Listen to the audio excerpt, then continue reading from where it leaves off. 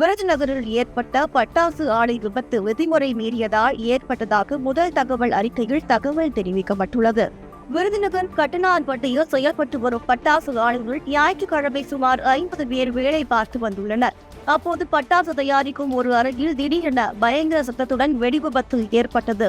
இதில் அறையில் இருந்த பட்டாசுகள் வெடித்து சிதறிய நிலையில் அறை முழுவதும் தீப்பற்றி அடுத்தடுத்த அறைகளுக்கு பரவியது. இந்த கோர விபத்து இதுவரை 25 பேர் பலியாகியுள்ளனர்.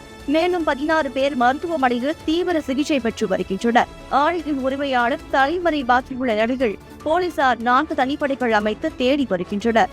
இந்நிலையில் அதிக வெடிபொருட்களை மருந்து கலக்கும் அறையில் கவனக்குறைவாக கலந்தது, விதிகளை மீறி ஒரே நேரத்தில் அதிக வெடிகளை தயாரிக்க முயன்றது, பாதுகாப்பு உபகரணங்கள் இல்லாமல் வெடிகள் தயாரிக்க முயற்சி செய்தது உள்ளிட்ட காரணங்களால் விபத்து ஏற்பட்டுள்ளதாக போலீசாரின் முதல் தகவல் அறிக்கையில் தெரிவிக்கப்பட்டுள்ளது.